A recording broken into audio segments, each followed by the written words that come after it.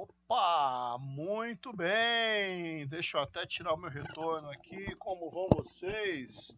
Eu sou o pastor Alexandre Edneiva, sou pastor aqui da Segunda Igreja Batista em Pouso Alegre e nós vamos começar essa caminhada, essa jornada, esse trilho aqui de liderança. E essas são as nossas aulas que dizem respeito à base, né? O alicerce que você precisa conhecer para ser um bom líder, tá ok? Toda a parte prática, nós temos um outro módulo para isso, que você também é convidado a participar dele. Hoje nós vamos começar no nosso primeiro pilar, olha só, lembrando que os 4 pilares são a história da igreja, dos batistas, a doutrina bíblica, a eclesiologia e a prática cristã. Nós vamos começar aqui, ó, história dos batistas. Então, você é meu convidado a nós caminharmos aqui por esse primeiro pilar. E hoje nós vamos falar justamente sobre os batistas, né? Os batistas, eles são um grupo extremamente antigo entre os cristãos, a gente é chamado de igreja histórica por conta disso. E nós vamos pensar um pouquinho aqui, inicialmente, no que diferencia, do que é importante nós entendermos sobre nós, batistas. Lembrando que esses vídeos são de 10 minutos, não são editados, então a gente vai aqui de bate-pronto e vai aprendendo e desenvolvendo o assunto juntos aqui, tá bem? Então, os batistas, eles possuem convicções que são comuns com outros grupos cristãos. Então, não é tudo que nós cremos que é diferente de tudo. Então, tem alguns pontos nossos que são comuns com outros grupos cristãos. Agora, é interessante pensar que tem muita coisa que hoje é comum entre as igrejas cristãs não católicas, né? E que se acha que isso sempre foi assim, mas não é necessariamente. Muita coisa foi influenciada justamente por nós, pelas nossas convicções e aquilo que a gente acreditava. Então vamos lá.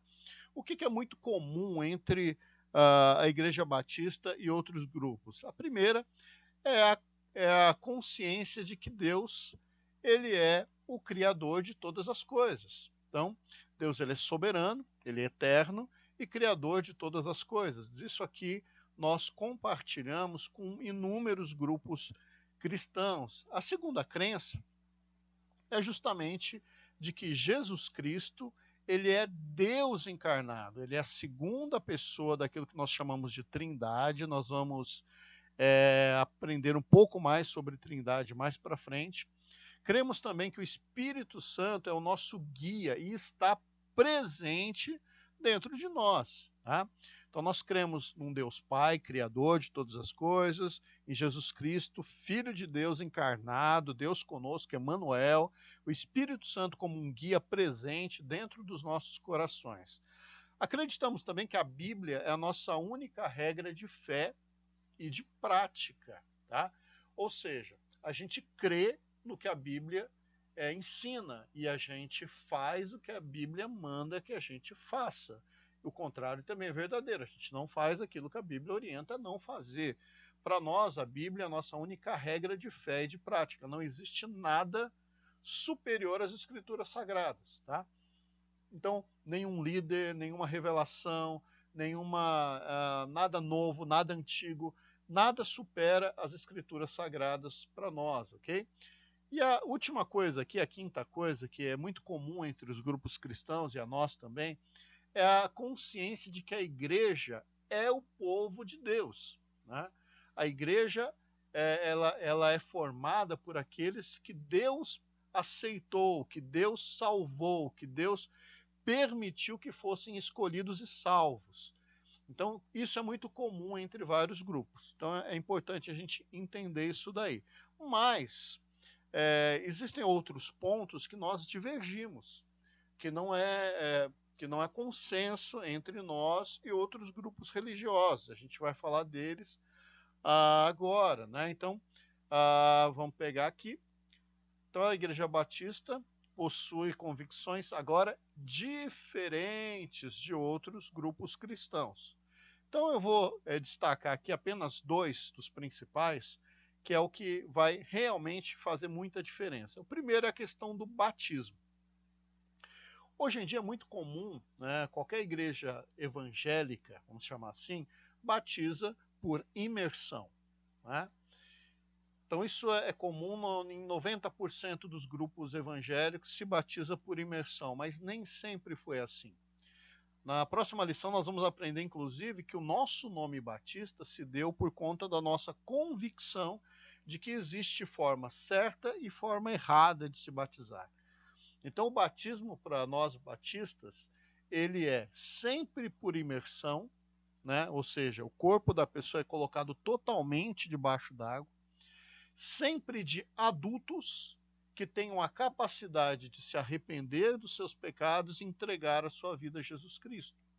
Nós não aceitamos, em hipótese alguma, o batismo de crianças ou o batismo por aspersão, que é apenas quando você molha a cabeça da pessoa com água. Tem todo um motivo por isso, a gente vai ver isso mais para frente, mas é uma das coisas que nos diferenciou lá no início da Igreja Católica e de alguns grupos reformados, que continuaram com a prática do batismo infantil e também do batismo por aspersão. A segunda coisa que nos diferencia é a forma como nós encaramos a ceia do Senhor. A ceia do Senhor, para nós, é um memorial. E ele é um memorial mesmo, é uma cerimônia que não tem nenhum caráter é, para além da memória, da lembrança do sacrifício de Cristo. Por que isso foi muito forte no início e caracteriza diferenças nossas até hoje? Porque a Igreja Católica, né, ela olha para esse momento da ceia, chama a ceia de Santa Ceia, porque é um sacramento para eles, os elementos da ceia, o pão e o vinho, eles entendem que aquilo muda de substância no momento da celebração. Então eles acreditam numa coisa chamada transubstanciação, ou seja, o pão vira o corpo de Cristo e o sangue e o vinho vira o sangue de Cristo. Então muitos acreditam que de fato comem o corpo e bebem o sangue de Cristo no momento daquilo que eles chamam de Santa Ceia. Existe uma situação intermediária que algumas igrejas reformadas adotam, que é a questão da consubstanciação. O que é isso? É uma tentativa de conciliar o racional, né? Porque é meio que ilógico você achar que o trigo do pão vira carne, que o néctar da uva vira sangue.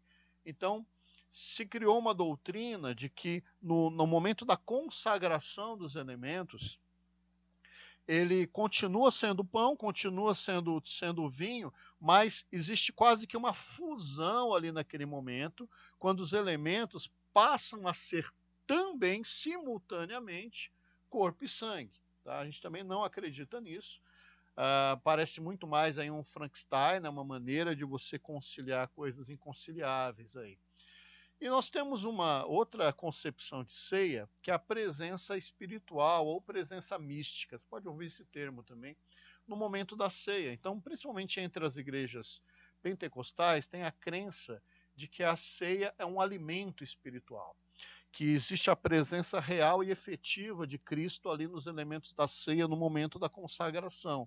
O pão é pão, o vinho é vinho, mas Jesus está espiritualmente presente. Daí a gente compreende porque as igrejas pentecostais dão tanto valor a você não perder o dia da ceia e você participar da ceia. Inclusive os pentecostais chamam a ceia de Santa Ceia, justamente por essa concepção de que Cristo está efetivamente presente nos elementos. Tá? Não é que a presença dele está no lugar, eles acreditam que a presença está nos elementos. Para nós, não.